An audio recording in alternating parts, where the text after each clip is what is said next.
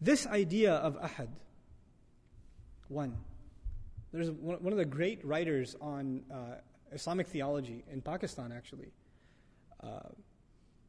Rafi'uddin, Dr. Rafi'uddin, commenting on this surah, said something amazing. And I really appreciated it because I think for modern audiences, this kind of stuff needs to be said and heard. Allah created the human being with the knowledge of Himself. The human being knew already there is this highest ideal, Allah Azza wa Jal. And not just that there is a God and He created us and now we can do whatever we want. No, He's the Rabb, He's the Master. My goal in life is to do what He wants. This is my highest ideal. My greatest accomplishment ever can be that I become His slave.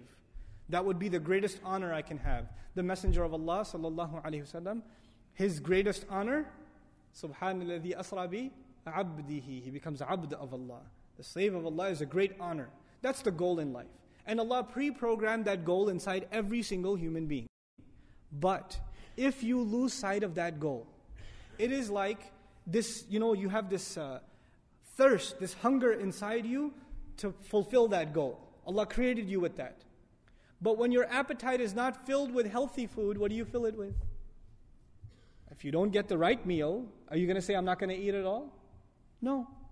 When a person is starving and there's no food of their preference, or there's no healthy food, there's even filth, barks of trees, will the human being still start chewing on that when it comes to that? They will. When you lose sight of Allah Azza wa Jal, and that no longer is your goal, then necessarily you will find a replacement. Necessarily. It is necessary to have something you aspire towards. That is the mission of your life. So the one who has found Allah, what happens to them? Inna salati wa nusuki wa mahyaya wa mamati lillahi rabbil alameen. It's very simple for them. The one who has really found Allah, their salah is for Allah, their sacrifices for Allah, their life and their death is now for Allah. The way they live, the way they eat, the way they sleep, what they want to do with their life, their long-term goals, their short-term goals, what are they going to do with their kids, why are they getting an education, where are they going to work, everything is now for Allah, that is their goal. But for the one who doesn't have that goal, they have to find another goal. And in old times there used to be idols, there used to be other religions, you find some other God. But in our times it's become far more pathetic. Far more pathetic. Now you have someone who's obsessed with their body and they're working out 18 hours a day. And their only goal in life is to just keep getting buffer and buffer. It's the only goal. Take steroid and look sharp, stay on top, keep in shape. Or there's this goal they set with their trainer. I got to do this many reps, or I got to do this many push-ups, or I got to get bench press this many pounds, etc. That's their goal. That has become their ilah. For a person that their life has become about money.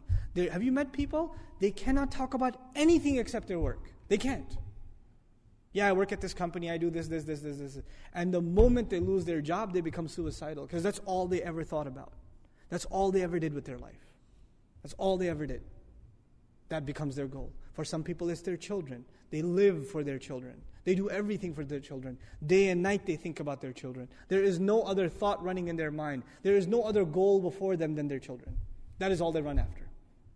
When you don't find Him, you will find something else. You will find something else, and you will run after it. And you will give your life to it. And there is no exception among human beings. And today it could be even a slacker. You could ask me, what about a slacker? You know those kids that play 20 hours of video games a day and don't get off the couch? Well, what is their goal? It is to entertain themselves.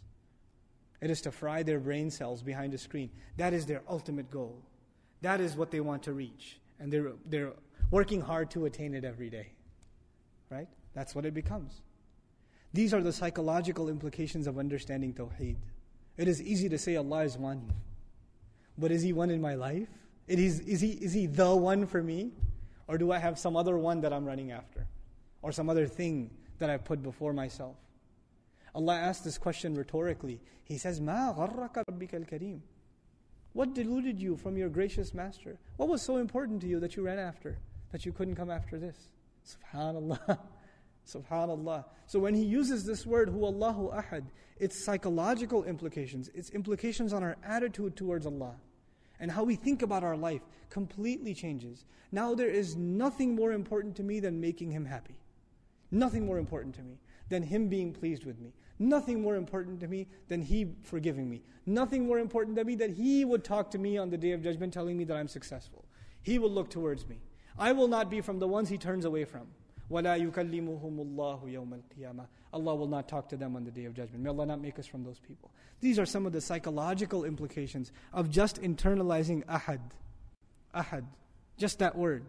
What Allah is saying, this is who Allah is. This is what He's supposed to do. And I want to conclude because it's time for salah with the following. This is I can't quote Iqbal because I'm terrible at Urdu, but I'll tell you the meaning of the verse. Okay? Though I like the verse myself. It's poetry. But he says what used to be, he's talking about, it's a poem about Tawheed. It's a poem about Tawheed. And he says what used to be something that burned in the hearts of men, is now a subject of abstract philosophical debate. That's what he says. Now what is Tawheed to us today? Debates, discussions, abstract discussions in theology that have no end to them. No end to them. But what it used to be was something that burned inside the hearts. Am I fulfilling the rights of ahad yet? Am I doing justice to that ahad yet? May Allah make us of the people of Tawheed. May Allah give us in our hearts what burned, the likes of which burned in the heart of Ibrahim alayhi salam and the Messenger of Allah and the Sahaba radiallahu anhum ajma'een. We'll continue the dars on Surah Al-Ikhlas.